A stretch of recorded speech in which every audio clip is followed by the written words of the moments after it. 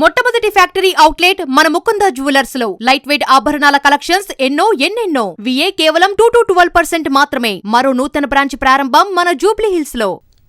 2030 నాటికి హైదరాబాద్ నగరంలో భారీ స్థాయిలో ఎలక్ట్రిక్ బస్సులను అందుబాటులోకి తీసుకురావాలని చూస్తున్నామని ఉప ముఖ్యమంత్రి భట్టి విక్రమార్క తెలిపారు.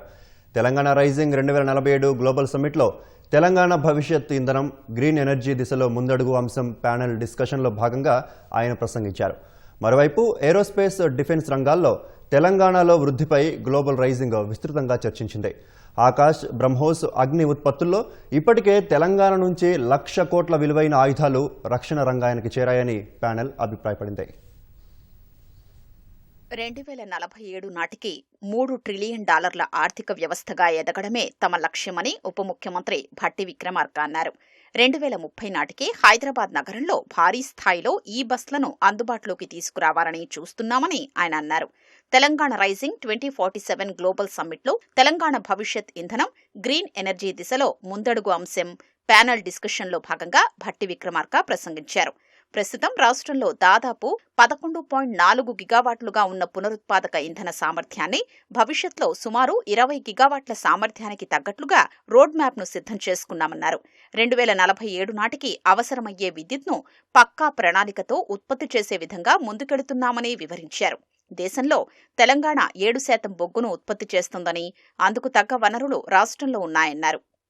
Telangana's energy story will not be a story of hesitation. It will be a story of courage, planning, investment, collaboration and compassion. Let us work together, build an emergency architecture worth of a $3 trillion Telangana in 2047. What kind of energy and how much we require.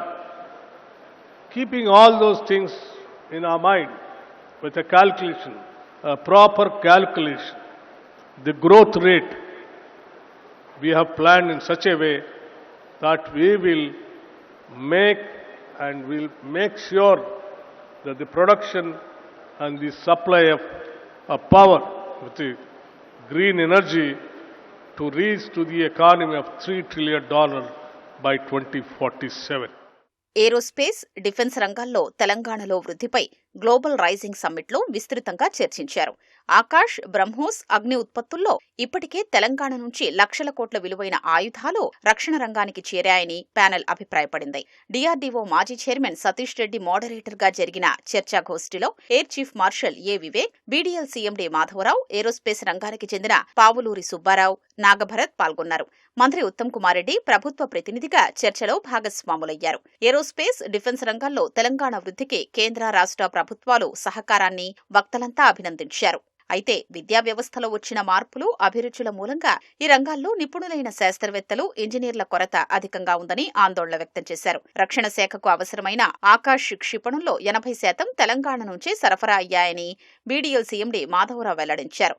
ప్రభుత్వాలు ఇప్పటికైనా మేల్కొని engineering విద్యలో core గ్రూపుల ప్రాధాన్యతను విద్యార్థులకు వివరించి భవిష్యత్ ఇంజనీర్ల కొరతను తీర్చాలని అనంత టెక్నాలజీస్ సీఎండీ పావులూరి సుబ్బారావు కోరారు. 2047 నాటికి కూడా తెలంగాణ వృద్ధిలో ఏరోస్పేస్, డిఫెన్స్ రంగాలు కీలక భూమిక పోషిస్తాయని చర్చాగోష్ఠిలో పాల్గొన్న వక్తలు ధీమా వ్యక్తం చేశారు.